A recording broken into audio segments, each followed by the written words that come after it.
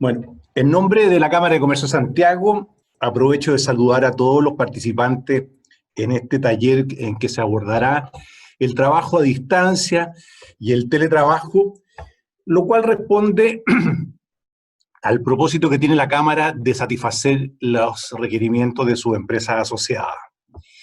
Cuando en el mes de agosto del año 2018 el Ejecutivo presentó este proyecto de ley que finalmente derivó en la ley 21.220, los objetivos que se planteaban en esa oportunidad decían relación con conciliar el trabajo con la vida familiar, el desarrollo de un trabajo sustentable y contribuir a un menor grado de contaminación, etcétera. Sin embargo, las circunstancias cambiaron completamente y nos vimos forzados a tener que recurrir a este nuevo mecanismo de trabajo de una manera bastante más rápida de lo que ello estaba previsto en su inicio, y naturalmente eso trae aparejada una serie de complicaciones.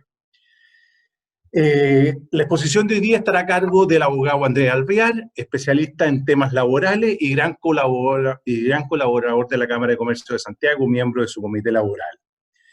El taller lo hemos estructurado de tal manera que Andrés nos pueda dar a conocer la normativa vigente en una exposición que tomará aproximadamente 45 minutos, para luego dar espacio a una ronda de consultas de no más allá de una media hora, porque nuestro expositor tiene un compromiso impostergable a partir de las 10:30 de la mañana, lo cual nos hace ser extremadamente rigurosos en la hora de término. Sin embargo, todas aquellas consultas que ustedes puedan formular y que no se hayan podido dar respuesta en este momento, existe el compromiso por parte de Andrés de dejarlas por escrito en el transcurso de esta semana y ustedes consultarlas a través de nuestra página web. Muchas gracias nuevamente y dejo con ustedes a Andrés. Bueno, buenos días a todos. Esta charla, la idea es poder realizarla, tal como dice don Francisco, de tal manera de una exposición que no va a ser interrumpida por preguntas y luego con una ronda de preguntas que se hacen a través del chat y luego las que queden pendientes se pueden desarrollar durante la semana. La exposición es la siguiente. La ley 21.220, que modifica el Código del Trabajo en materia de trabajo a distancia, publicada en el Diario Oficial el día 26 de marzo del año 2020 y que comenzó a regir el día 1 de abril del año 2020. Es necesario, tal como lo señalaba don Francisco, hacer presente de que esta es una ley que se dictó, que se desarrolló para circunstancias normales y que desgraciadamente por los tiempos legislativos, en definitiva, ella fue aprobada a finales del mes de marzo cuando comenzaba la pandemia y en las circunstancias donde casi todos nos vimos obligados, o muchísimas personas nos vimos obligados a trabajar desde nuestro domicilio, lo cual hizo que esto fuera aplicable en forma bastante fuerte. La ley 21.220 incorpora dos nuevas modalidades de prestación de servicios. La primera modalidad es el trabajo a distancia, que es aquel que el trabajador presta sus servicios total o parcialmente desde su domicilio u otro lugar o lugares distintos de los establecimientos, instalaciones o faenas de la empresa. La regla general es que todo trabajo que se desarrolla fuera de las instalaciones de la empresa, total o parcialmente fuera de las instalaciones de la empresa, es un trabajo a distancia. Y también define lo que es el teletrabajo, que es una modalidad de trabajo a distancia cuando los servicios son prestados mediante la utilización de medios tecnológicos, informáticos o de telecomunicaciones, o si tales servicios se deben reportar mediante estos medios. Entonces, la primera cosa que es importante, todos hablamos de teletrabajo, cuando en realidad tenemos que hablar de trabajo a distancia, y luego el teletrabajo es una de las formalidades del trabajo a distancia. ¿En qué momento se puede pactar el teletrabajo o el trabajo a distancia? Se puede pactar al inicio de la relación laboral y en este caso la forma de modificarlo es solamente por mutuo acuerdo de las partes. Contratamos a una persona para realizar trabajo a distancia o teletrabajo y por lo tanto esas son las condiciones del contrato y la única manera de modificarlo es a través del acuerdo de las partes. Pero también el teletrabajo o el trabajo a distancia se puede pactar durante la vigencia de la relación laboral. Y al pactarlo durante la vigencia de la relación laboral, nos abre dos alternativas para efectos de su modificación. La primera alternativa es durante la vigencia de ella. La primera alternativa es por mutuo acuerdo de las partes. Regla general, la forma en que se deshacen las cosas es la misma forma en que se hacen. Si las partes pactan teletrabajo o trabajo a distancia, lo pueden pactar nuevamente, dejarlo sin efecto. Pero quizás uno de los principales problemas, uno de los principales aspectos a tener en consideración en el futuro para efectos del teletrabajo, dice relación con que cuando se pacta durante la vigencia de la relación laboral, también puede modificarse en forma unilateral. Es decir, el trabajador o el empleador en forma unilateral, sin el consentimiento de la otra parte, dando aviso con 30 días de anticipación a la otra parte, lo puede dejar sin efecto. Por lo tanto, todos los que estamos aquí presentes, que tenemos una relación laboral vigente y que producto de la pandemia nos vimos obligados a comenzar a trabajar desde la casa, en cualquier momento, con 30 días de anticipación, si es que tienen celebrado este anexo de teletrabajo, ustedes le podrían decir al empleador, o el empleador les podría decir a ustedes, ¿sabe? Quiero volver a trabajar presencialmente. Y esto implica una serie de problemáticas para la empresa, como es el hecho de que a lo mejor al haber acordado con la mitad de sus trabajadores un sistema de trabajo a distancia, en definitiva, no tienen las instalaciones necesarias o suficientes como para recibir a todos los trabajadores que quieran volver. O por otro lado, el trabajador que pactó un trabajo a distancia, un teletrabajo, se fue a trabajar fuera, trabajaba, su empresa está en Santiago y se fue a trabajar fuera de Santiago, se fue a trabajar al sur. Y la empresa le dice, ¿sabe? Vuelva a nuestras instalaciones. Por lo tanto, esta modificación unilateral puede presentar problemas en el futuro. ¿Cuál es el lugar de la prestación de los servicios? La regla general es que las partes deben determinar el lugar donde el trabajador prestará los servicios y que puede ser el domicilio o algún otro lugar libremente elegido u otro sitio determinado. ¿Cuál es la excepción? La excepción es que si los servicios por su naturaleza se pueden prestar en distintos lugares, se puede acordar que el trabajador elija libremente dónde ejercer sus funciones. Entonces, regla general es que se deben determinar domicilio del trabajador u otro lugar determinado, excepción cuando la naturaleza de los servicios. Y esto es súper relevante en términos de la naturaleza de los servicios. Si hay una persona que requiere ciertas instalaciones dentro de su domicilio para prestarlo, puede ser que por la naturaleza de estos servicios no puede elegir libremente el lugar donde desarrolle su función. ¿Cuáles son los lugares donde no se puede prestar el trabajo a distancia? Primero, en un establecimiento no se puede hacer trabajo a distancia, y entendiendo esto también como teletrabajo, en un establecimiento, instalaciones o faenas de la empresa. Por ejemplo, mi lugar de trabajo está en un edificio en el centro de Santiago, pero la empresa tiene también una instalación en la comuna de Huechuraba. No, si a mí me envían a trabajar a la comuna de Huechuraba, a esa instalación de la empresa, no es un trabajo a distancia, porque sigue siendo una instalación de la empresa.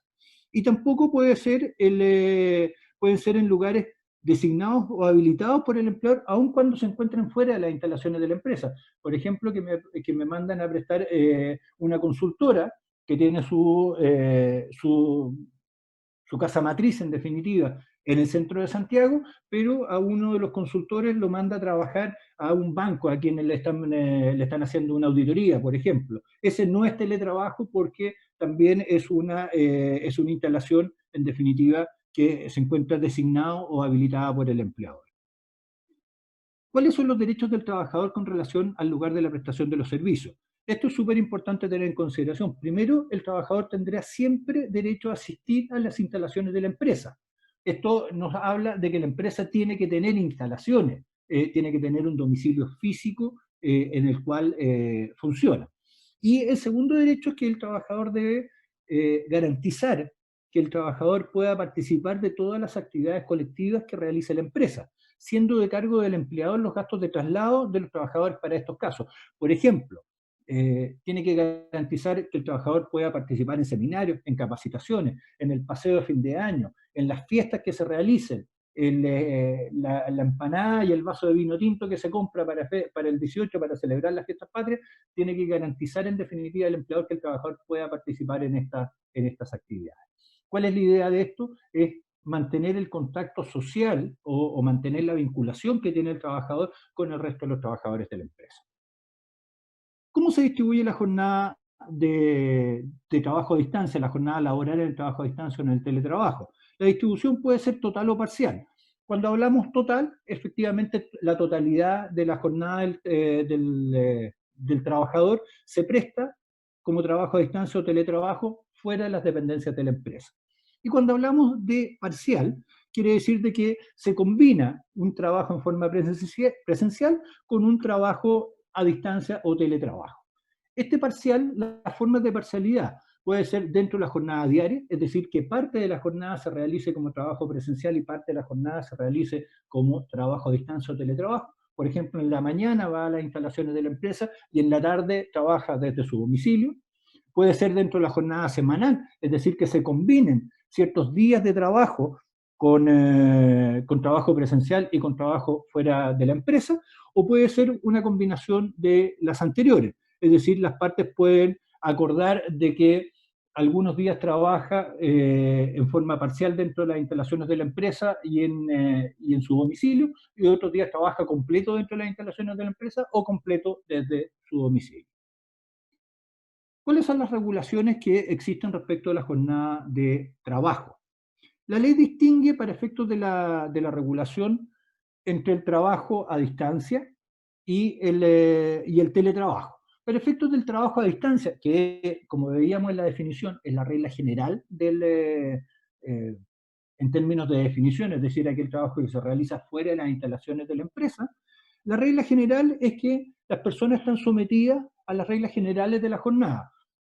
Hagamos el símil con una persona que trabaja en una oficina, cumple una jornada de trabajo, es decir, tiene una jornada de 45 horas semanales máximo, tiene horas extraordinarias, tiene descanso dentro de la jornada, tiene descanso semanal, se aplican las normas de la jornada parcial, etc.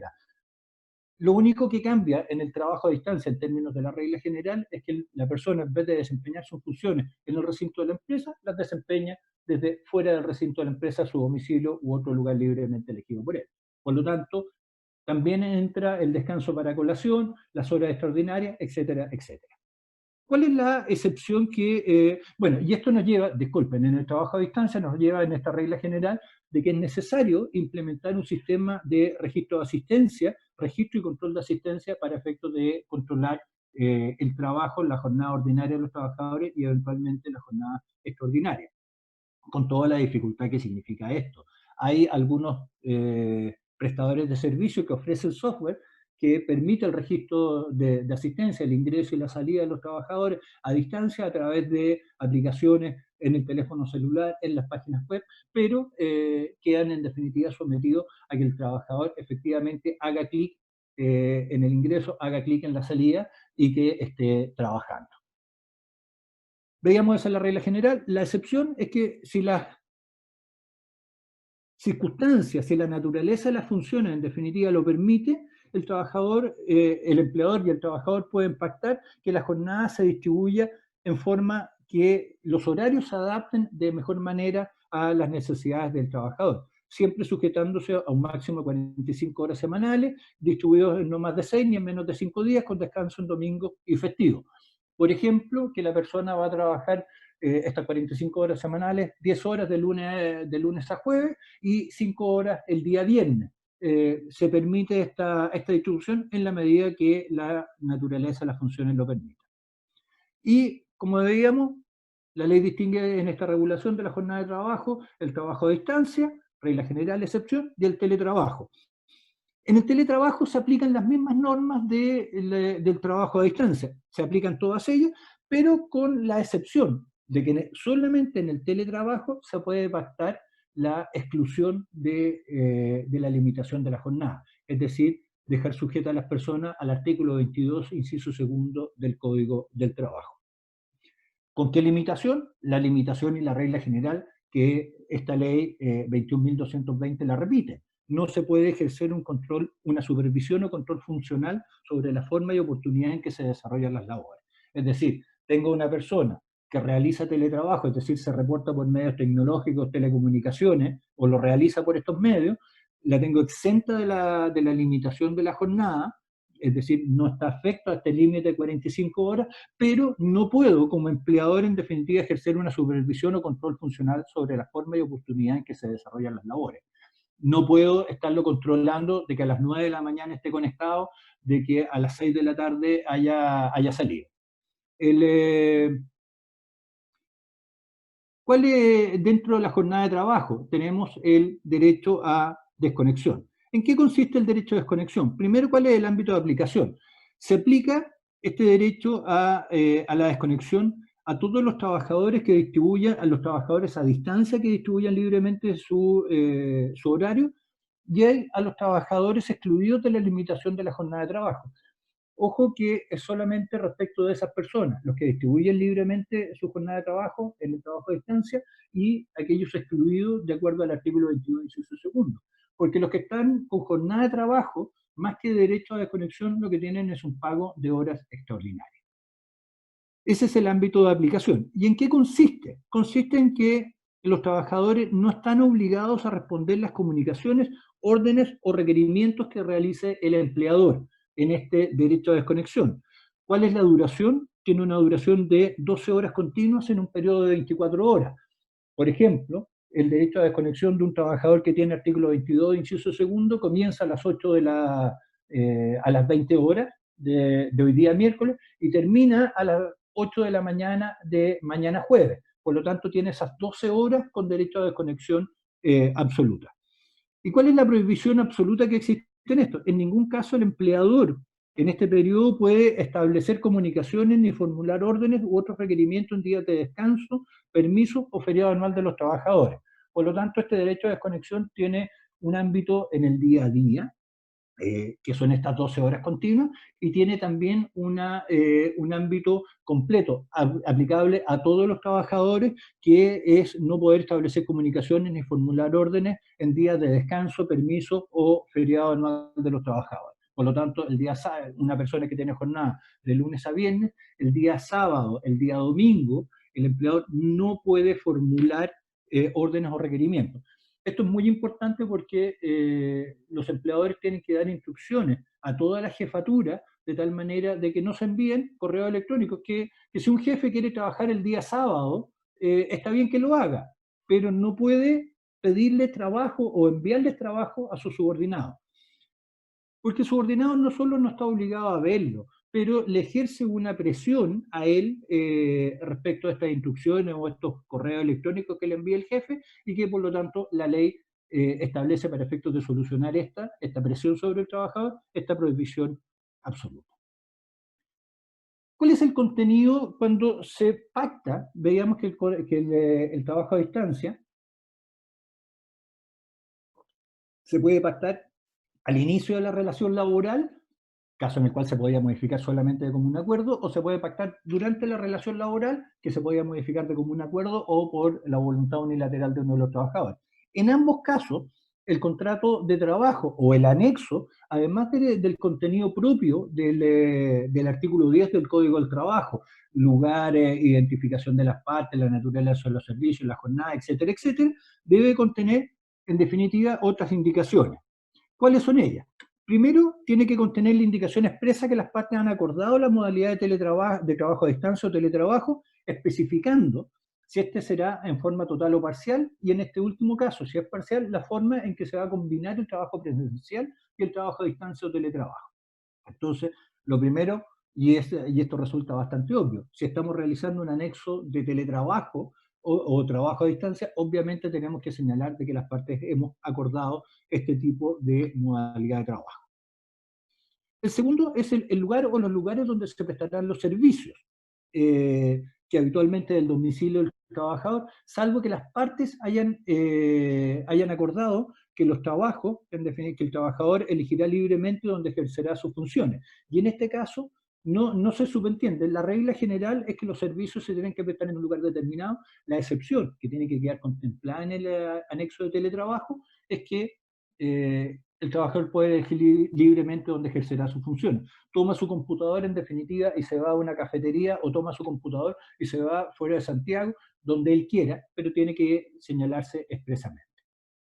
La tercera cláusula obligatoria del contenido del contrato o el anexo, aparte del artículo 10, es que el periodo de duración del acuerdo de trabajo a distancia o teletrabajo, el cual se puede pactar en forma indefinida o por un tiempo determinado. Puede ser por 30 días, 60 días, 90 días, caso en el cual, cuando se pacta por un tiempo determinado, yo entiendo que el trabajador no lo puede dejar sin efecto, o ninguna de las partes lo puede dejar sin efecto en forma unilateral, porque esto constituye un acuerdo de las partes. Si se pacta por un tiempo indeterminado, en definitiva cualquiera de las partes lo podrá dejar sin efecto. El cuarto contenido del contrato de trabajo, el anexo, son los mecanismos de supervisión o control que utilizará el empleador respecto a los servicios convenidos con el trabajador, que aquí resulta bastante obvio. Y lo que, en definitiva, los anexos que he confeccionado, he señalado que los mecanismos de supervisión serán el correo electrónico, el WhatsApp, llamadas telefónicas. Esos son los mecanismos de supervisión o control. Eventualmente también, si es que hay sistemas de la empresa donde tiene que ingresar el trabajador, por ejemplo, si trabaja en un call center, el call center tiene sus propios sistemas de control o mecanismos de supervisión y por lo tanto debieran señalarse en el contrato de trabajo.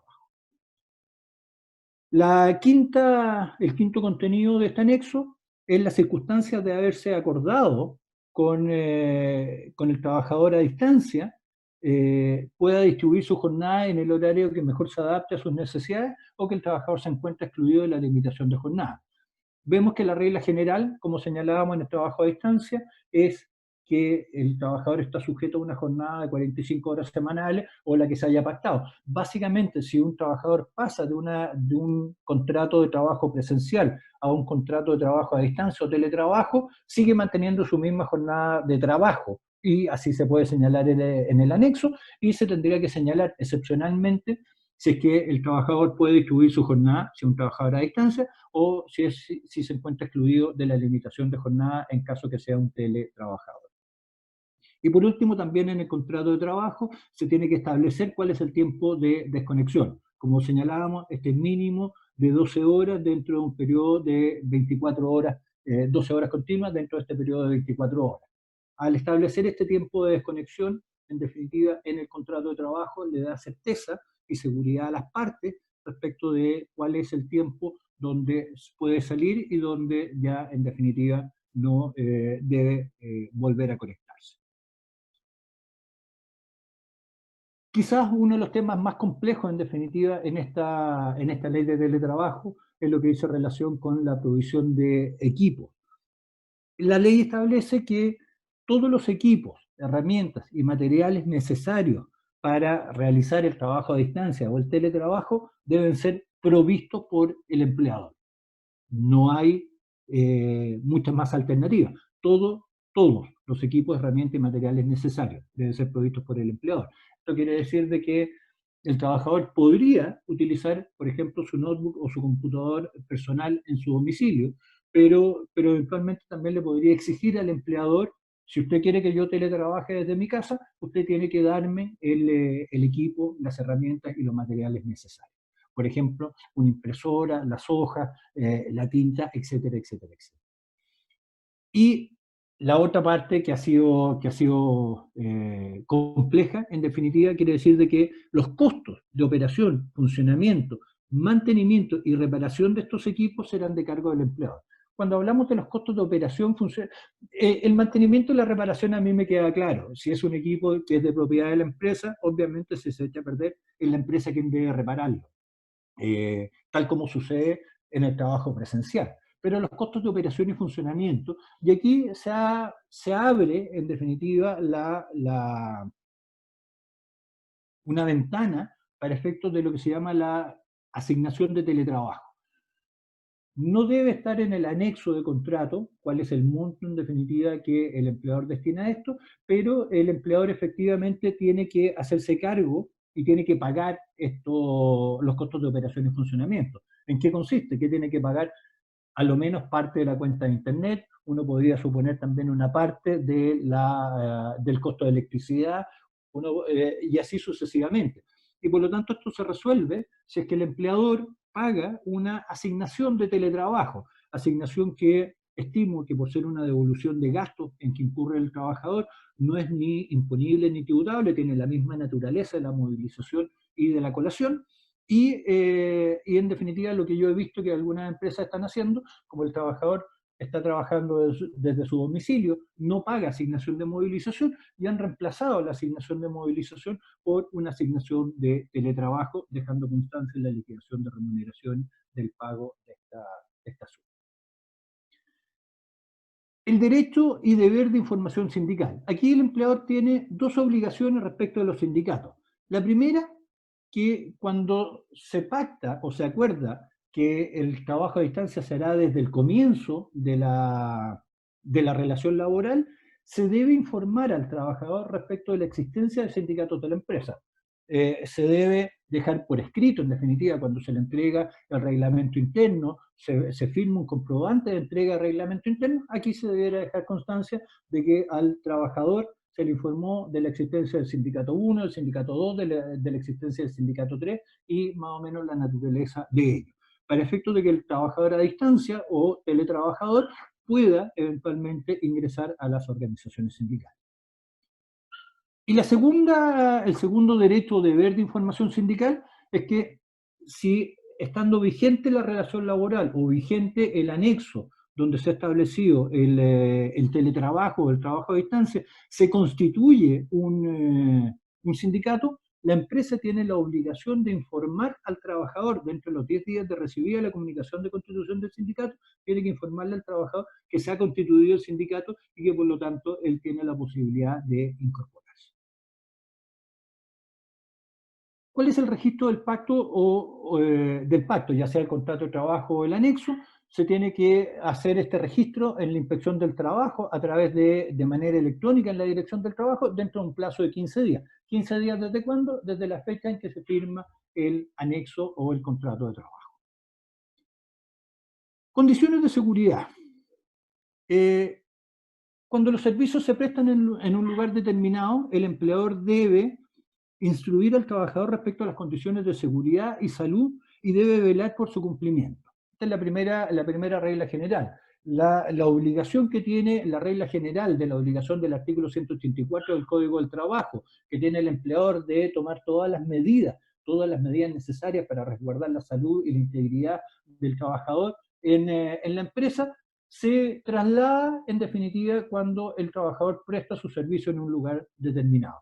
Si es que fuera de la empresa. Para efectos de poder, como contrapartida, en definitiva, si el empleador tiene la obligación de velar por las condiciones de seguridad y salud en el trabajo, también tiene el derecho a fiscalizar en el domicilio del trabajador, previa, y aquí la ley establece, previa autorización del trabajador o dueño del servicio del lugar donde se presten los servicios. También se puede pedir esta fiscalización a la mutualidad, asociaciones de seguridad, a la mutual de trabajadores, etc. Esta fiscalización, en definitiva, realizada por el empleador en el lugar donde presta servicio el trabajador, es lo que le da la posibilidad y le da la obligación también de señalar cuáles son las condiciones de trabajo inseguras y que por lo tanto cuáles son aquellas condiciones que se deben cumplir necesariamente en términos ya sea del espacio físico, ergonómico, el escritorio, la silla, el apoyo a muñeca, las condiciones de iluminación, si es que hay cables, cómo se conectan los equipos, si es que es con una zapatilla o directamente a un enchufe en la pared, etcétera, etcétera, etcétera. El empleador debe informar también por escrito al trabajador acerca de los riesgos que dañan sus labores, de las medidas preventivas y de los medios de trabajo correctos. Es decir, se debe señalar cuál es la manera en que se realiza el trabajo a distancia y se debe informar por escrito. Esta información por escrito de los riesgos no es nueva, o sea, es nueva en esta ley, pero no es nueva dentro de la legislación laboral. El empleador se supone que siempre debe informar a los trabajadores de los riesgos que empañan sus labores y esta información está habitualmente contenida en el reglamento interno. El empleador debe capacitar también a los trabajadores acerca de las principales medidas de seguridad y salud que debe tener presente para desempeñar sus trabajos, sus labores. Por lo tanto, debe una capacitación en trabajo a distancia, se hace complicada, se puede hacer en forma presencial en las oficinas de la empresa o se puede hacer también por medios digitales, señalándole cuál es la manera correcta de trabajar. Como señalaba, los riesgos que entrañan sus labores, las medidas preventivas y esta capacitación, todas estas normas de condiciones de seguridad en el trabajo deben contemplarse en el reglamento interno de la empresa y por lo tanto, una vez más, se deben modificar los reglamentos internos e incluir, en definitiva, todo un capítulo que diga relación con las condiciones de seguridad respecto al trabajo a distancia o teletrabajo. Por último, el Ministerio del Trabajo, señala la ley, debe dictar un reglamento respecto a las condiciones de seguridad y salud en el trabajo a distancia. Y este reglamento se dictó, fue publicado en el Diario Oficial el día 3 de julio, se estableció que comenzaba a regir, en definitiva, dentro de 90 días después de su publicación, y por lo tanto comienza a regir el día 1 de octubre del año 2020. En este reglamento número 18, que es bastante extenso y en definitiva daría para una charla totalmente independiente respecto a las condiciones de seguridad, se establece que básicamente que se debe establecer para cumplir con este deber de seguridad, se debe hacer una autoevaluación que se envía al trabajador, el trabajador se evalúa, se entrega a la empresa y en un trabajo conjunto con la mutualidad se deben establecer las medidas y las condiciones de trabajo necesarias. En definitiva, el lugar de trabajo, el domicilio del trabajador puede ser fiscalizado por el empleador directamente o a través de la mutual para efectos de establecer cuáles son las condiciones de trabajo que debe cumplir el trabajador para efectos de evitar accidentes y daños en su salud. Ahí estamos, esta es la presentación, quedo abierto en definitiva para las preguntas que quieran realizar.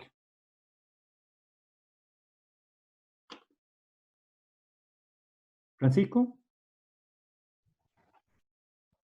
Bueno, hay varias preguntas por parte de los participantes. La primera de ellas dice que si los trabajadores están contratados bajo el esquema del artículo 22 del Código del Trabajo, de igual forma es necesario formalizar esta modalidad mediante la suscripción de un anexo. Sí, necesariamente porque el artículo 22, inciso segundo, en definitiva lo que establece no es que el trabajador necesariamente desempeña sus lugares fuera del domicilio del empleador, sino que lo que establece que está exento de la limitación de jornada de trabajo. Podemos tener, por ejemplo, un gerente que tiene artículo 22, inciso segundo, pero desempeña sus funciones en el recinto de la empresa. Y se establece expresamente que este anexo o que esta modalidad es cuando el trabajador desempeña sus funciones fuera del recinto de la empresa. Por lo tanto, en este caso, en el caso de la pregunta concreta, si el gerente o esta persona que tiene artículo 22, inciso segundo, está trabajando desde su domicilio, es necesario hacer el anexo de igual manera. Otra pregunta que se formula, Andrés, es que trabajando bajo este esquema, ¿se puede dejar de entregar el beneficio de colación? No, directamente no, porque el trabajador, en definitiva, la colación, el origen de la colación es que el trabajador tome un refrigerio o se alimente en este intermedio de la jornada. Y esta jornada o esta necesidad de alimentación se da ya sea que la persona esté prestando su servicio en el recinto de la empresa o desde su domicilio, de igual manera. Por lo tanto, no se puede, a diferencia de la movilización, que no se, que deja de ocurrir el hecho que la justifica, en la colación no deja de ocurrir el hecho, el trabajador sigue con la necesidad de alimentación, por lo tanto no puede eliminarse. A ver, otra, si es posible, Andrés, dar algún ejemplo entre que diferencie lo que es el trabajo a distancia y el teletrabajo? A ver, en términos, siempre las diferencias resultan fáciles cuando son extremas. Si tengo un taller de costura, le entrego una máquina de coser o una overlock, en definitiva, a una persona, se va a trabajar desde su domicilio, eso es trabajo a distancia, porque la persona está trabajando fuera de los recintos de la empresa. Teletrabajo, por ejemplo, es un call center. Cuando la persona, yo le instalo el sistema de call center en un computador y la persona trabaja desde su domicilio, realiza este trabajo por medios tecnológicos, informáticos, de telecomunicaciones, y por lo tanto eso es por la esencia de teletrabajo. En estos dos ejemplos, en definitiva, que van tan distanciados, hay un montón de situaciones que están complicadas en la mitad. Por ejemplo, una persona que solamente se comunica o realiza su trabajo desde el domicilio, pero en base, sin entrar a ningún sistema informático de la empresa, sino que solamente con el correo electrónico, podría ser cuestionable si es trabajo a distancia o es teletrabajo. Yo me inclino porque sea teletrabajo y que el trabajo a distancia, en definitiva, es aquel donde no existe ningún tipo de utilización de medios tecnológicos.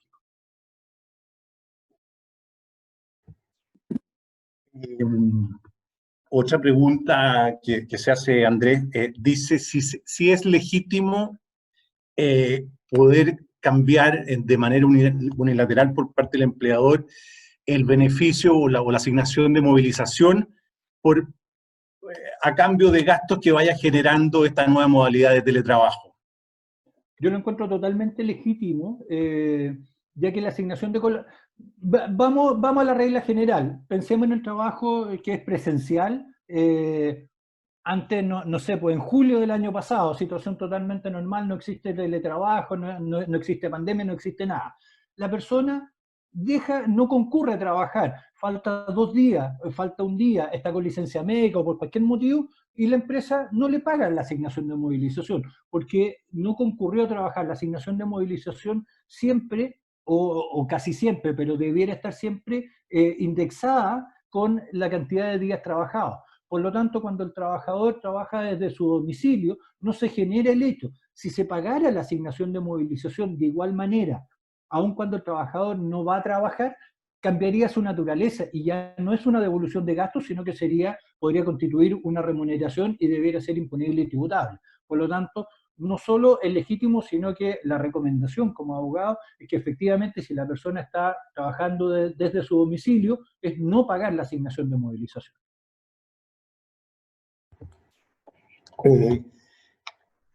De la misma manera plantean acá una inquietud, Andrés, que dice que un trabajador cuyo contrato se encuentra suspendido temporalmente puede después reincorporarse a teletrabajo. Sin ningún problema. Cuando la persona en definitiva termina su suspensión, ya sea una suspensión por acto de autoridad o una suspensión de común acuerdo, vuelve a trabajar y esta vuelta puede ser presencial o a través de trabajo a distancia o teletrabajo, sin ningún inconveniente. Sí, disculpa, Francisco. Sí, dejar constancia. La persona cuando vuelve en el trabajo a distancia, vuelve a trabajar y se pacta este trabajo a distancia, ya con eso queda de alguna manera anulado el acto de autoridad y no puede volver a suspenderse porque ya se pactó una continuidad de los servicios. Solamente como referencia con la Ley de Protección del Empleo. Ok. Lo otro, cuando un trabajador decide dar aviso con 30 días de anticipación y poner término a la modalidad de teletrabajo, ¿puede el empleador negarse a esta declaración del trabajador? No puede negarse, está contemplado de la misma manera que si es que es el empleador quien decide ponerle término con 30 días de anticipación, el trabajador está obligado a concurrir a desempeñar sus funciones en el recinto de la empresa. Esto, ambas partes pueden dejarlo sin efecto y es obligatorio para ambas partes. Y quizás esta es una de las grandes deficiencias de la ley, porque un empleador puede organizar todas sus funciones, puede organizar sus oficinas corporativas, en definitiva, partiendo de la base que tiene a la mitad de los trabajadores trabajando desde afuera, y esto puede crear un problema muy grande en términos de instalaciones, pero no puede negarse. El empleador, ¿de qué manera fiscaliza el cumplimiento del horario por parte del trabajador? A ver, cuando el trabajador está sujeto a una jornada de trabajo, tiene que el empleador proveer de un sistema de registro de asistencia y de determinación de las horas trabajadas. El mismo reloj control que existe al interior de las empresas o en la entrada de las empresas debiera implementarse a través de medios tecnológicos, por ejemplo, en una página web.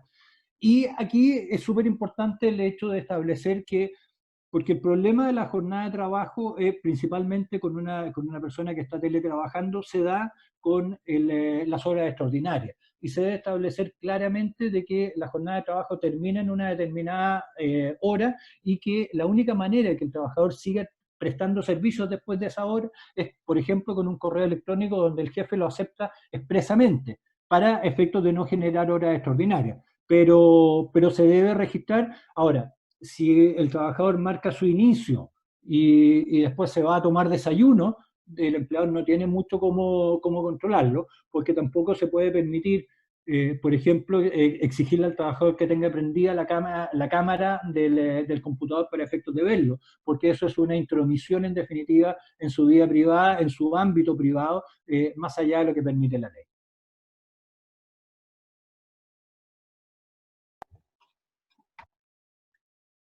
Preguntan, Andrés, ¿qué riesgos visualizas tú que pueden haber para un empleador que está con la planilla de sus trabajadores en esta modalidad de teletrabajo y no ha firmado el anexo? Obviamente que siempre será mejor cumplir con todas las formalidades, pero de repente las circunstancias impiden ser lo riguroso que hay que ser. Pero ¿cuáles son los riesgos que tú alcanzas a divisar en esta materia?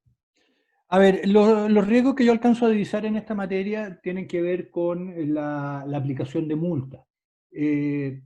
Efectivamente se ha discutido al interior de muchas empresas si es que, producto de la pandemia, por ejemplo, una empresa que está ubicada en el centro de Santiago, que está en cuarentena, es decir, no se puede acceder a ella desde el día 27 de marzo de este año, es decir, ya lleva más de 3 meses en cuarentena, si es que efectivamente es un acuerdo de trabajo a distancia o no. Hay toda una discusión porque el acuerdo supone la voluntariedad de las partes, el acuerdo supone la posibilidad de elegir, y el empleador, por ejemplo, en estas cuarentenas, no ha podido elegir dónde se presten los servicios. Ahora, la empresa, si es que no confecciona el anexo de contrato de trabajo, efectivamente se expone a una multa, pero esta multa yo creo que va a existir, o existe en definitiva, no me ha tocado verlo, pero existe un criterio amplio por parte de la Dirección del Trabajo en términos de la fiscalización, y la aplicación de alguna multa puede ser eventualmente discutida su procedencia o el monto en tribunales si es que se justifican los antecedentes de por qué no se realizó la firma de los anexos de contrato. Pero como tú decías, Francisco, efectivamente la primera recomendación es realice el anexo de trabajo a distancia o teletrabajo. Oye, muchas gracias, Andrés. Lo otro, surge la inquietud si el derecho a desconexión que plantea la ley y al cual tú te has referido en tu exposición, el anexo correspondiente debe indicar claramente entre qué hora y cuál hora debe de ejercerse este derecho de conexión, o basta con que sean las 12 horas que... No, porque en definitiva el trabajador necesita certeza respecto de cuándo puede estar desconectado. Y para esto se debe establecer que este derecho de desconexión de 12 horas tiene un comienzo y un término, porque no se trata de que el empleador en definitiva se cuentan 12 horas desde la última vez que decidió hacer una consulta, que puede ser las 10 de la noche o las 11 de la noche. No comienzan las 12 horas desde ese momento, sino que se tiene que establecer claramente en el anexo cuál es el comienzo de este derecho de desconexión y cuál es el término. Eh, Surge también la interrogante, Andrés, ¿a cuánto pueden alcanzar las multas por eventuales incumplimientos a la... A ver, las multas dicen relación con el tamaño de la empresa. No tiene establecida una multa en términos específicos, por lo tanto nos vamos a la regla general de las multas, y las multas tienen márgenes respecto de si es que son leves, graves o gravísimas, y tienen también, estos márgenes son distintos dependiendo si es que es una pequeña, una mediana o una gran empresa, dependiendo de la cantidad de trabajadores. Por lo tanto, son aquellas que están establecidas, si no me equivoco, en el 506 o en el 510 del Código del Trabajo. Ahí está el margen de multas que pudiera aplicarse.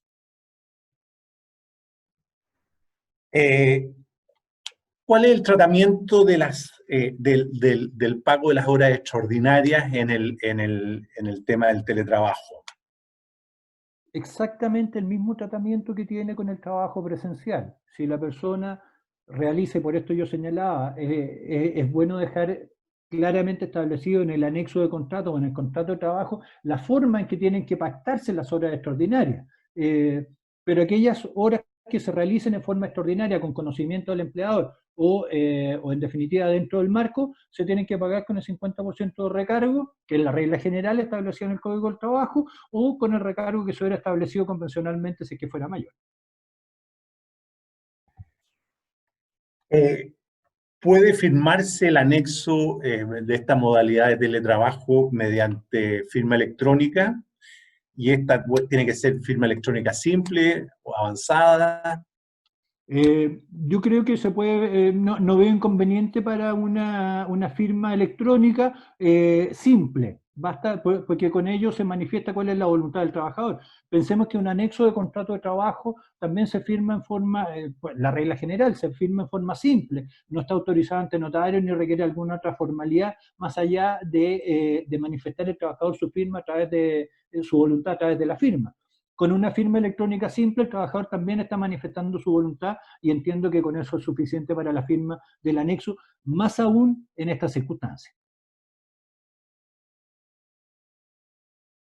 Surge una pregunta,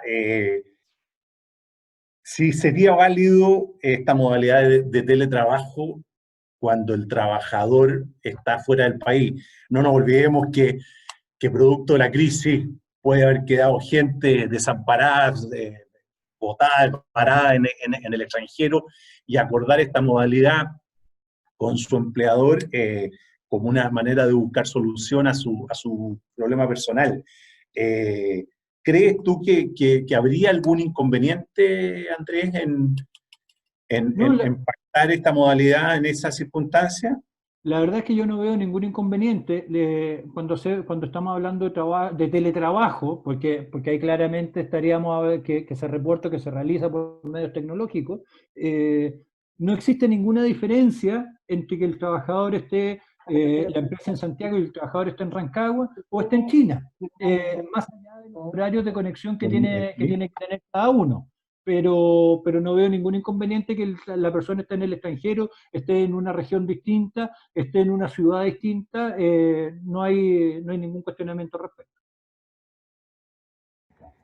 Después, en materia de provisión de equipos, Wow. en tu concepto, Andrés, ¿qué es lo que estrictamente debe proveer el empleador para poder desarrollar el trabajo bajo esta modalidad? ¿Qué es lo que debe aportar por su parte el propio trabajador? ¿De qué manera juegan y se concilian situaciones donde claramente estamos en una situación bastante excepcional? A ver, como partí la presentación, esta es una ley, y tal como lo señalaste tú, Francisco, esta es una ley que no se pensó para un tiempo de pandemia. Se pensó para que el empleador en definitiva, llegando a acuerdo con determinados trabajadores en determinadas circunstancias y en forma excepcional, acuerde con un trabajador el teletrabajo o el trabajo a distancia.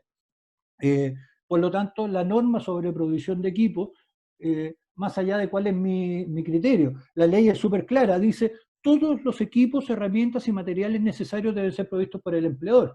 Y cuando me habla de todos, no hay margen. Si el trabajador necesita un teléfono fijo, deberá ser provisto por el empleador, un teléfono celular, un computador, una impresora, hojas, resmas, tinta, etcétera, etcétera, etcétera, deberá ser provisto por el empleador. En esto no hay margen al respecto cuando la ley utiliza el concepto de todo, más allá del acuerdo que se puede llegar con un determinado trabajador para usar un equipo de su propiedad para efectos de desempeñarlo, que no veo inconveniente para hacerlo.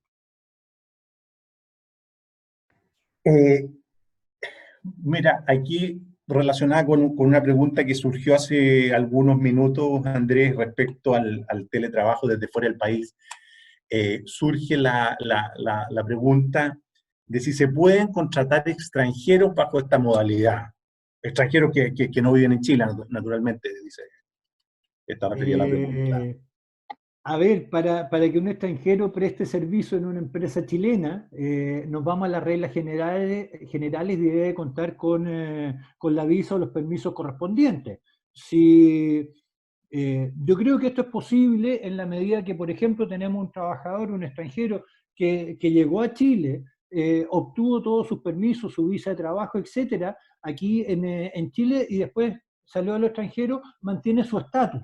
Pero que un extranjero, no sé, pues un argentino, un peruano, para hacer los países que están más cerca, boliviano, en definitiva, preste servicios en Chile sin contar con la visa correspondiente, entra en una serie de problemas, no de teletrabajo, sino que problemas migratorios y problemas de tipo previsionales, porque no se van a poder hacer las cotizaciones previsionales, por ejemplo, porque la persona no va a tener un RUT provisorio respecto a quién hacérselo. Entonces, hay una problemática que es distinta del teletrabajo, sino que tiene que ver más con un tema previsional y con un tema migratorio.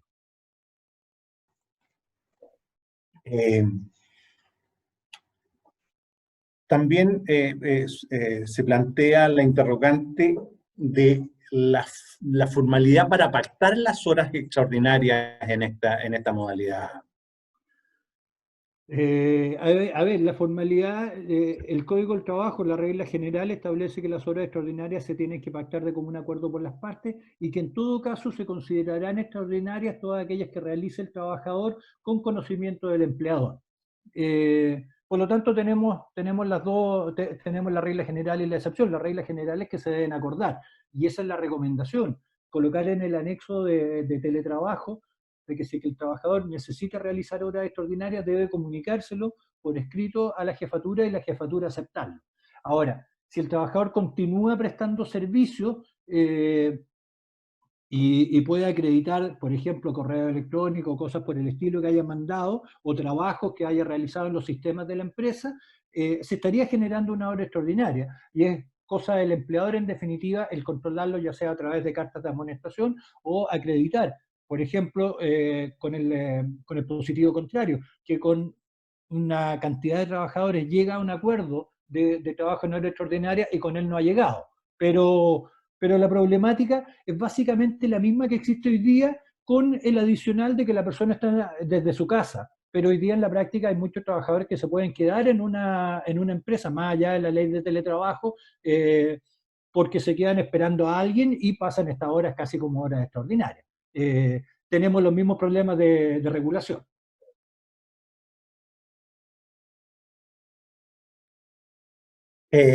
Andrés, se plantea una inquietud muy emblemática por la famosa ley de la silla que es tan recurrente en el comercio. Entonces, la pregunta dice, ¿cuál es la responsabilidad del empleador en el uso o en el beneficio conocido como ley de la silla en esta modalidad de teletrabajo? A tu juicio, ¿de qué manera opera esta ley emblemática en el comercio?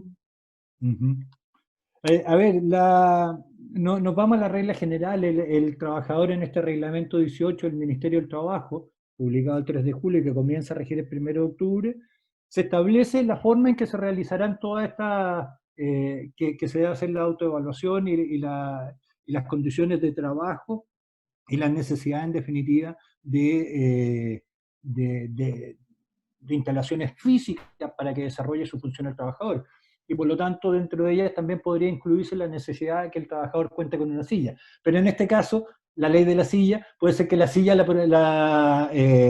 sea provista por el mismo trabajador y no necesariamente por el empleador. Pero se aplica la regla general en materia de seguridad y salud en el trabajo. Oye, bueno, yo creo que hemos avanzado bastante en ir resolviendo las inquietudes.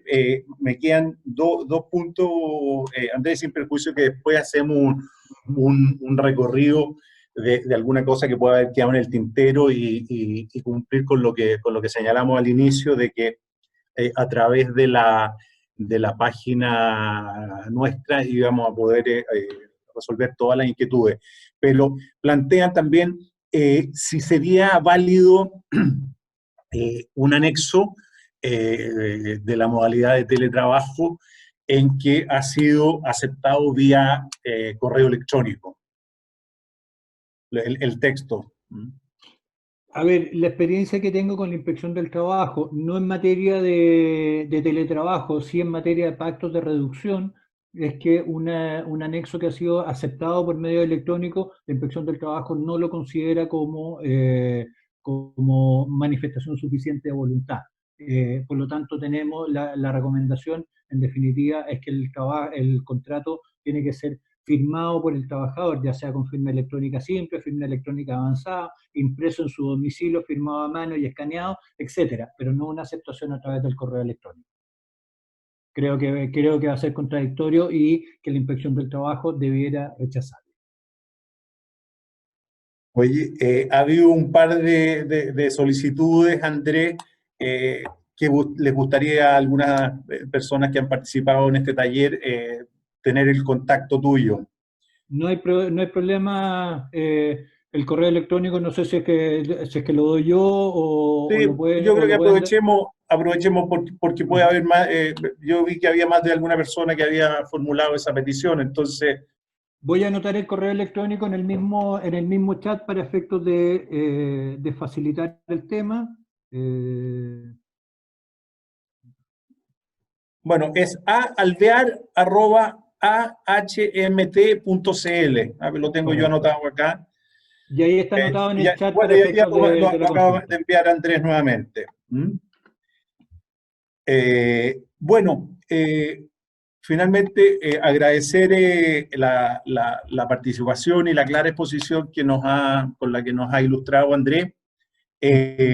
Insistirles que a través de la misma plataforma donde se desarrolló este taller, se van a absolver todas aquellas consultas que puedan eventualmente no haber quedado respondidas durante el desarrollo del mismo. Finalmente, darle las gracias a todos y si ustedes lo estiman del caso y pudieran plantear qué otras iniciativas en el plano laboral, teniendo en especial consideración la contingencia que vive nuestro país, pudiera ser de interés de ustedes y nosotros como Cámara de Comercio Santiago organizar algún taller en esa línea. Nuevamente, muchas gracias a todos y que tengan una buena semana. Muchas gracias, Andrés, Francisco. también. Estamos hablando. Chao.